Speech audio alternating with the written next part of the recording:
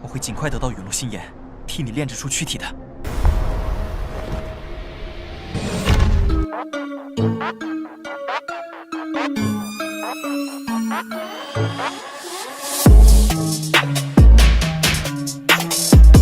Halo guys, selamat datang kembali dalam pembahasan yang sudah dinanti-nantikan. Terima kasih untuk kalian yang selalu stay, dan buat kalian yang baru banget datang jangan lupa subrek dan nyalain lontongnya. Buat kalian yang mau lempar kopi buat Mimin, kalian bisa melalui link di deskripsi. Kuilah, kita kancutkan cerita Xiaoyan.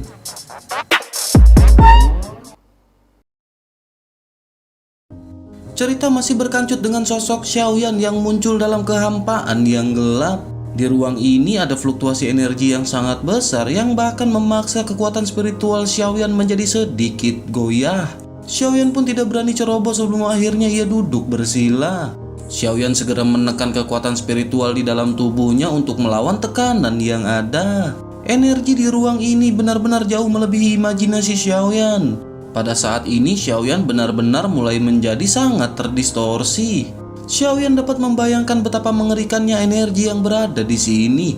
Energi di sini cukup untuk merobek orang yang sangat kuat. Sementara itu Xiaoyan mengandalkan ketahanan dari berbagai jenis api yang berbeda. Setelah beberapa hari Xiaoyan mengatur nafas, akhirnya Xiaoyan pun bisa menjadi stabil di ruang ini.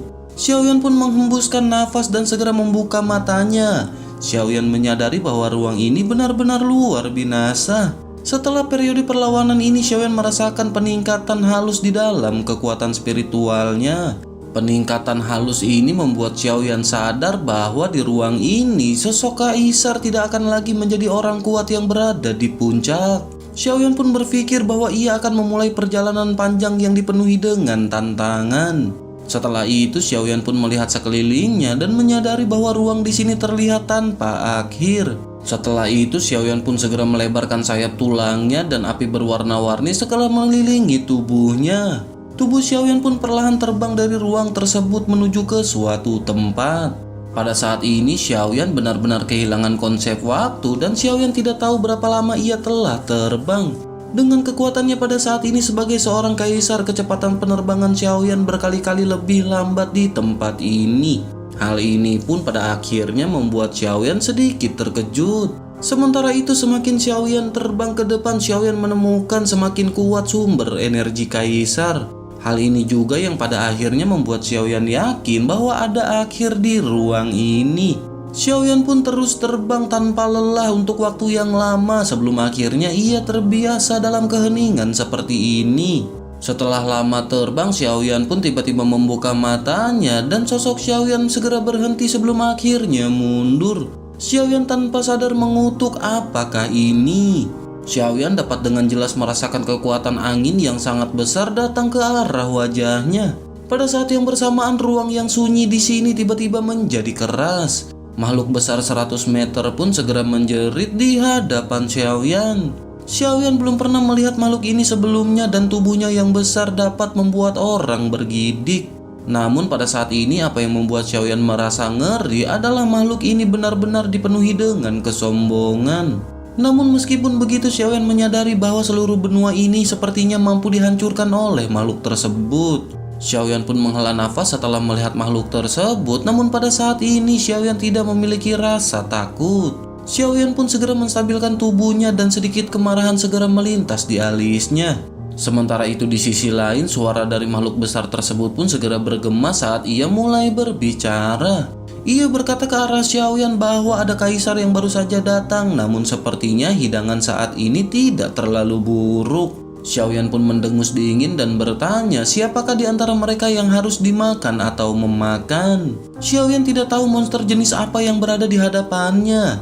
Selain itu, setelah Xiaoyan dipromosikan menjadi kaisar, Xiaoyan belum bertarung selama beberapa dekade terakhir. Tetapi pada saat ini seluruh sel di dalam tubuh Xiaoyan sepertinya telah siap untuk bertempur. Xiaoyan pun menatap makhluk tersebut sebelum akhirnya segel di tangannya segera berubah. Api di sekitar Xiaoyan pun segera berubah menjadi lautan api yang bergulir sebelum akhirnya dituangkan ke dalam tubuh Xiaoyan. Setelah nyala api ini bergulir mengalir ke tubuh Xiaoyan pun dengan cepat berkembang di bawah masuknya api yang tak terhitung jumlahnya. Api yang indah pun dengan cepat bergerak dari tubuh Xiaoyan. Api bersiul keluar dari pori-porinya dan berubah menjadi serangkaian naga api yang melayang di sekitar tubuhnya. Sementara itu di sisi lain, makhluk tersebut yang melihat Xiaoyan yang terbang dengan api yang indah di sekelilingnya, tanpa sadar ekspresinya dipenuhi dengan rasa takjub. Ia berkata benar saja bahwa sosok ini adalah satu-satunya kaisar yang muncul kembali setelah 1000 tahun. Tetapi kekuatan kaisar ini sepertinya lebih buruk jika dibandingkan dengan makhluk tersebut. Makhluk tersebut pun segera berkata bahwa ia ingin melihat seberapa banyak keahlian yang dimiliki oleh Xiaoyan di bawah penampilan yang indah itu. Setelah mengucapkan perkataan tersebut, tubuh besar makhluk itu pun tiba-tiba bergerak. Ia membawa bintang-bintang yang berada di sekitarnya dan ekor besarnya segera menebas langsung ke arah Xiaoyan.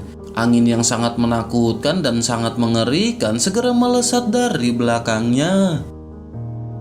Melihat serangan makhluk tersebut, Xiaoyan pun mendengus dingin dan ia tidak menghindar. Pada saat ini Xiaoyan segera melayangkan tinjunya dan pada saat yang sama Xiaoyan telah berubah menjadi tubuh kaisar. Tubuh Xiaoyan pada saat ini berubah menjadi sangat besar dan naga api cantik yang mengelilingi tubuhnya segera dilesatkan di sepanjang tinjunya. Akhirnya kedua sosok saling berbenturan sebelum akhirnya keduanya sama-sama mundur. Setelah benturan tersebut, Xiaoyan pun akhirnya menyadari bahwa sosok tersebut adalah sosok tua. Sementara itu di sisi lain, pria tua tersebut pun melirik ke arah Xiaoyan sebelum akhirnya mengangguk. Tiba-tiba senyum muncul di wajahnya sebelum akhirnya ia mulai berbicara.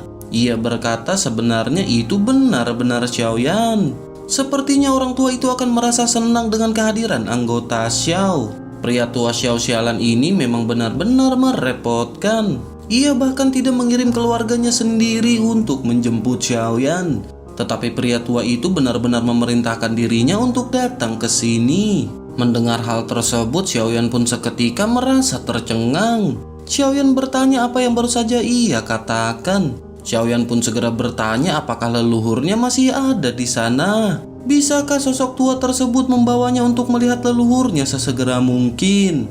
Pada saat ini Xiaoyan benar-benar tidak menyangka dan Xiaoyan tidak bisa menahan perasaan bersemangat di dalam hatinya. Sementara itu di sisi lain, sosok tua tersebut pun mengatupkan bibirnya sebelum akhirnya lanjut berbicara. Ia berkata bahwa ia telah diperintahkan oleh nenek moyangnya untuk menjemput Xiaoyan. Jika Xiaoyan ingin melihat leluhurnya, maka Xiaoyan harus mengikuti dirinya. Setelah mengucapkan perkataan tersebut, sosok tua itu pun segera menatap ruang kosong. Dengan lambaian lengan bajunya, celah ruang pun terbuka dan sosok tersebut segera melangkah masuk. Xiaoyan ragu-ragu sejenak sebelum akhirnya ia pun tanpa daya mengikuti sosok tersebut. Singkat cerita, setelah keduanya menerobos celah, nafas kuno yang kuat segera mengalir ke arah mereka. Begitu Xiaoyan melangkah keluar dari celah di ruang tersebut, Xiaoyan pun merasa sedikit kagum. Xiaoyan merasakan sumber kaisar di sini lebih kaya daripada yang berada di lorong. Tak lama setelah itu, Xiaoyan pun segera dikejutkan oleh pemandangan yang berada di hadapannya. Xiaoyan melihat hutan lebat di sekitarnya dan pohon-pohon lebat yang berada di sana tidak seperti pohon-pohon yang berada di benua Doki. Akar dari pohon-pohon besar ini menjulang ke langit. Pemandangan seperti itu tampak pohon tersebut telah menghubungkan langit dan daratan. Selain dari pohon-pohon tersebut, ada juga banyak bahan obat dan bunga yang jarang ditemui oleh Xiaoyan dengan aroma obat yang sangat kuat. Hal ini seketika membuat mata Xiaoyan bersinar dengan keserakahan. Sebagian besar ramuan dan tumbuhan obat langka ini tidak pernah dilihat oleh Xiaoyan. Tumbuhan obat yang berada di sini benar-benar sangat langka, bahkan di dataran tengah. Sebagai seorang alkemis, tentu saja Xiaoyan tergiur dengan semua bahan obat yang ada di sana. Akhirnya Xiaoyan pun segera mengumpulkan bahan obat yang berada di sana. Melihat hal tersebut, pria tua pun segera melirik ramuan yang berada di tangan Xiaoyan. Ia pun bertanya apa yang Xiaoyan lakukan dengan tumbuhan ini. Xiaoyan pun sedikit tercengang setelah mendengar perkataan sosok tua tersebut. Bahan obat ini sangat berharga di benua Doki, namun tampaknya di mata sosok tua ini mereka semua hanyalah sekelompok tumbuhan biasa. Sementara itu sosok pria tua tersebut pun hanya menggelengkan kelapanya melihat Xiaoyan yang terdiam. Ia pun segera mengajak Xiaoyan untuk pergi dan Xiaoyan pun segera menyingkirkan bahan obat yang berada di tangannya. Tak lama setelah itu, Xiaoyan pun melihat tombak kristal ungu yang tidak jauh dari sana dan bertanya apakah benda tersebut. Xiaoyan pun segera melangkah dan mengambil tombak tersebut dan sebuah kejutan muncul di matanya. Xiaoyan berkata bahwa intensitas ini melampaui bahan terbaik yang berada di dataran benua Doqi. Di sisi lain, pria tua tersebut pun segera berteriak dengan marah. Ia bertanya kepada Xiaoyan apa gunanya pecahan batu itu. Yang terbaik saat ini bagi mereka adalah segera pergi. Xiaoyan pun segera melirik ke atas dan menatap lelaki tua yang tergantung di udara. Tampaknya di mata lelaki tua itu semua benda yang berada di sini tidak berharga. Xiaoyan pun akhirnya tidak banyak bicara sebelum akhirnya pergi untuk mengikuti lelaki tua tersebut. Singkat cerita, mereka pun terus berjalan di hutan ini yang terletak di pegunungan iblis dan menempati area yang sangat luas. Secara umum hampir tidak ada yang berani masuk lebih dalam dan tidak berani berjalan sendirian di hutan ini. Sementara itu hati Xiaoyan dipenuhi dengan keraguan dan keingintahuan tentang daerah yang tidak diketahuinya ini. Kekuatan spiritual Xiaoyan pun segera meledak di antara alisnya dan menyebar ke seluruh hutan. Menyadari hal tersebut, lelaki tua itu pun seketika sedikit terkejut. Ia menyadari bahwa ini adalah kekuatan jiwa ranah kaisar. Ia bergumam bahwa bocah ini tidak sederhana dan sedikit menarik. Ketika Xiaoyan melepaskan kekuatan spiritualnya, orang tua itu tiba-tiba merasakan kekuatan jiwa dari ranah milik Xiaoyan. Dijelaskan bahwa alam kaisar tidak hanya mengenai kekuatan jiwa tetapi juga keadaan pikiran. Tak lama setelah itu, sosok pria tua tersebut pun segera memandang ke arah Xiaoyan dan memerintahkan agar Xiaoyan untuk menyingkirkan kekuatan spiritualnya.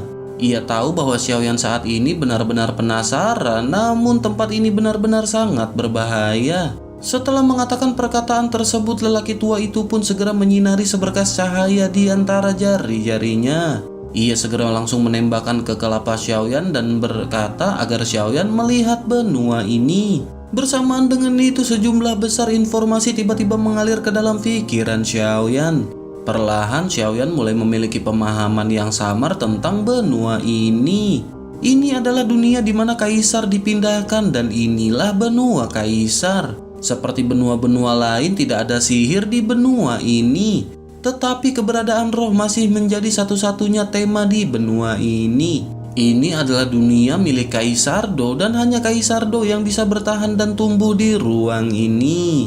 Benua Doqi adalah kekuatan puncak, tetapi di benua kaisar, kekuatan kaisar hanyalah eksistensi yang paling dasar. Selain itu, meskipun seorang kaisar bisa menghancurkan bumi di benua Doqi, namun di benua ini kekuatan Kaisar Do tampaknya telah terbatas. Dengan kata lain, meskipun kekuatan Xiaoyan dapat menghancurkan bumi di benua Doqi, di benua ini bahkan Xiaoyan tidak bisa mengerahkan 1/10 dari kekuatannya. Ruang di sini benar-benar sangat sempurna hingga bahkan mampu menekan kekuatan Dodi. Selain itu, secara alami kekuatan seseorang akan terus berkembang untuk mengatasi keterbatasan di ruang ini. Setelah mengalami peningkatan dan bermunculan banyak orang kuat, akhirnya ada pembagian kekuatan dari rendah ke tinggi di benua ini. Kaisar dibagi menjadi 9 bintang.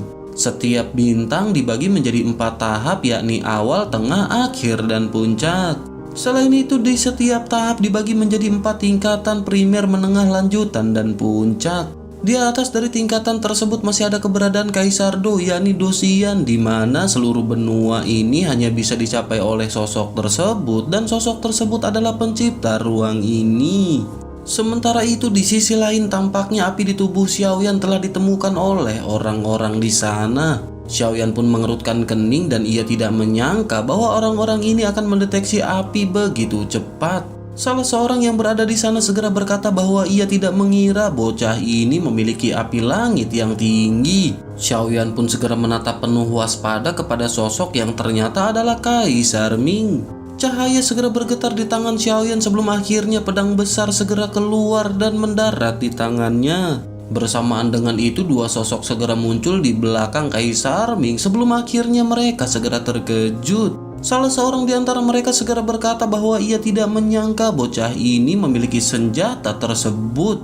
Sementara itu di sisi lain, Xiaoyan menyadari tampaknya api di dalam tubuhnya dianggap sebagai semacam api langit. Xiaoyan pun menjadi semakin waspada setelah merasakan niat membunuh dari beberapa orang. Tentu saja pada saat ini Xiaoyan tidak akan menunjukkan belas kasihan sebelum akhirnya Xiaoyan pun segera melesat. Sementara itu kedua sosok yang ada di belakang Kaisar Ming juga tampaknya tidak bisa menahan amarah mereka.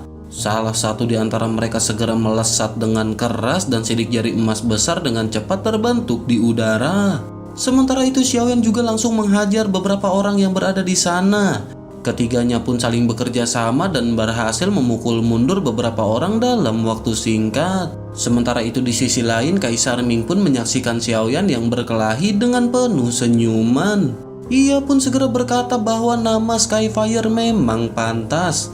Hari ini itu akan benar-benar membuka mata orang-orang tua itu. Sementara itu di sisi lain sosok tua yang bernama Yi Ying pun memiliki wajah yang suram karena ia menyadari bahwa sekarang di sisi lain memiliki dua kaisar bintang 2 yang tiba-tiba muncul. Ditambah lagi dengan Kaisar Ming yang memiliki kekuatan kaisar dan Xiaoyan yang jauh lebih kuat daripada yang ia harapkan. Ia pun segera menyadari bahwa jelas di sisinya pada saat ini tidak akan memiliki peluang menang. Yi Ying pun segera mendengus dingin dan berkata bahwa Skyfire akan ditangkap cepat atau lambat. Setelah itu ia pun memerintahkan anak buahnya yang tersisa untuk segera pergi. Meskipun Yi Ying memiliki beberapa pejuang bintang 2 dan ia sendiri merupakan pejuang bintang 3, Yi Ying menyadari bahwa mereka tidak akan bisa bersaing dengan kelompok Kaisar Ming. Setelah ia mengeluarkan instruksi, akhirnya sosoknya pun segera menghilang ke angkasa. Sementara itu Xiaoyan tersenyum dan tanpa rasa takut segera menjawab perkataan dari tetua Yi Ying. Xiaoyan berkata bahwa ia akan menunggu kapan saja. Setelah melihat beberapa orang yang pergi, Xiaoyan pun perlahan pulih. Tak lama setelah itu Kaisar Ming berdiri di belakang beberapa orang dan tersenyum pada dua sosok yang tiba-tiba muncul. Ia berkata bahwa mereka dua selalu mengikuti Kaisar Ming. Ia pun segera bertanya apakah ada kesempatan di mana mereka berdua tidak ikut campur tangan. Kedua sosok tersebut pun segera tersenyum di hadapan Kaisar Ming. Sementara itu Kaisar Ming pun segera menunjuk ke arah Xiaoyan dan memperkenalkan mereka kepada dua orang di belakangnya. Ia menjelaskan bahwa ini adalah satu-satunya kaisar yang berhasil menerobos dari daratan selama ribuan tahun. Orang ini bernama Xiaoyan dan merupakan anggota dari klan Xiao. Setelah itu ia pun segera menunjuk keduanya dan memperkenalkannya kepada Xiaoyan. Ia berkata bahwa keduanya ini adalah muridnya yang paling sombong. Mereka baru saja dipromosikan menjadi Kaisar Bintang 2 dan wajah yang kejam ini adalah murid besar bernama Yun Feng. Sementara yang satunya lagi adalah murid kedua bernama Xiong Yuan. Xiaoyan pun menangkupkan kedua tangannya dan segera memberi hormat kepada dua senior. Yun Feng pada saat ini hanya melambaikan tangannya sementara Xiong Yuan jauh lebih antusias. Ia segera mengangkat tangannya ke arah Xiaoyan dan tertawa sebelum akhirnya berkata bahwa adik Xiaoyan tidak perlu terlalu sopan. Xiaoyan pun menganggukkan kelapanya dan berterima kasih kepada Xiong Yuan. Sementara itu di sisi lain Kaisar Ming pun mengangguk sebelum akhirnya berbicara kepada Xiaoyan. Ia berkata tampaknya keberadaan Xiaoyan telah terungkap dan mereka harus bergegas kembali untuk menghindari masalah yang tidak perlu. Ketika Kaisar Ming mengatakan apa yang terjadi pada orang-orang itu, Xiaoyan pun mulai bertanya-tanya di dalam hatinya. Xiaoyan bertanya-tanya apakah kekuatan pihak lain yang bisa mengetahui keberadaan Xiaoyan dengan begitu cepat dan akurat. Bersamaan dengan banyaknya pemikiran di kepala Xiaoyan, Kaisar Ming pun segera meraih bahu Xiaoyan dan melontarkan batu aneh di tangannya. Seketika cahaya pun bergetar dan keempat sosok tersebut segera menghilang di atas hutan. Adegan pun berpindah ke lembah Tianming yang terletak di puncak gunung yang disebut Gunung Dimai. Puncak gunung ini dibagi menjadi beberapa lapisan yakni Star Terrace, Bisincang, Aula Promosi, dan Istana Dugong. Dugong. Tempat-tempat ini memiliki pemandangan yang unik mereka masing-masing. Keempat bangunan ini luar biasa indah dan tidak diragukan lagi merupakan bangunan paling megah di lembah Tianming. Selain itu, rumah-rumah biasa yang ada di sana juga memiliki karakteristik mereka masing-masing. Ada susunan formasi yang aneh dan dapat dilihat bahwa susunan formasi ini berperan penting dalam membantu kultivasi. Selain itu banyak keramaian di lembah Tianming dengan orang-orang yang datang dan pergi dan selalu ada suara diskusi. Tak lama setelah itu beberapa sinar cahaya biru menyala dan sosok Xiaoyan tiba-tiba muncul di atas gunung. Ketika mereka muncul, seseorang bergegas mendekat dan tampaknya ia takut akan invasi dari musuh yang datang. Diceritakan ada 5 kekuatan yang menempati tempat ini. Kekuatan tersebut adalah Xiao Tianminggu, Extermination, Fantasy Demon, dan Yi Jiao. Masing-masing dari 5 kekuatan ini memiliki sisi mereka sendiri. Terlepas dari hubungan baik antara Xiao dan Tianming Valley, kekuatan lainnya saling berhadapan dan bermusuhan dan dapat dikatakan itu secara alami tidak harmonis. Kembali beralih ke kelompok Xiaoyan yang baru saja muncul yang mengakibatkan beberapa orang segera mendekat. Mereka pun segera memberi hormat kepada Kaisar Ming. Kaisar Ming pun melambaikan tangannya dan mengisyaratkan bahwa mereka tidak perlu terlalu sopan dan segera bertanya apakah ada sesuatu yang telah terjadi di lembah selama waktu ini. Kaisar Ming menyadari tampaknya beberapa kekuatan utama telah gelisah pada saat ini. Ketika mereka kembali pada saat ini, klan Yimo sebenarnya telah menyerang secara terbuka. Menyadari pergerakan tersebut, Kaisar Ming pun menjadi agak khawatir. Menanggapi pertanyaan dari Kaisar Ming, seseorang dari mereka pun segera mulai berbicara. Sosok tersebut segera berkata bahwa telah terjadi konflik dengan beberapa kekuatan akhir-akhir ini. Tetapi untungnya kekuatan lain tidak terlalu kuat. Dengan bantuan Tetua Xiao, kekuatan-kekuatan ini pada akhirnya berhasil dipukul mundur. Di antara mereka adalah 2 kekuatan Yi Jiao dan Phantom. Sementara itu, mereka yang berpartisi sapi, sisanya adalah beberapa geng kecil. Semua berasal dari tambang, tetapi mereka tidak menimbulkan ancaman. Mendengar 2 kekuatan utama Yi Jiao dan klan Phantom, Kaisar Ming pun segera mengerutkan keningnya. Ia pun merenung sejenak sebelum akhirnya segera berbicara kepada Xiong Yuan yang berdiri di belakangnya. Ia memerintahkan Xiong Yuan untuk membawa Xiaoyan berkunjung terlebih dahulu. Sementara itu Kaisar Ming akan mengurus sesuatu. Xiong Yuan pun mengangguk sebelum akhirnya Kaisar Ming pun pergi dengan 3 orang lainnya bersama dengan Yun Feng. Xiong Yuan pun tersenyum sebelum akhirnya mulai berbicara kepada Xiaoyan. Xiong Yuan berkata bahwa ia akan membawa Xiaoyan untuk mengunjungi lembah Tianming. Menanggapi hal itu, Xiaoyan pun berterima kasih karena telah menyusahkan senior Xiong Yuan. Xiong Yuan pun mengangguk sambil tersenyum sebelum akhirnya mereka segera melangkah pergi. Singkat cerita, Xiaoyan pun telah sampai di sebuah tempat bernama Xingchentai. Struktur platform bintang yang berada di sana seketika mengejutkan Xiaoyan. Platform bintang ini seperti gunung kecil yang menggantung di udara. Daerah ini sangat kecil tetapi banyak orang yang datang dan pergi untuk waktu tertentu.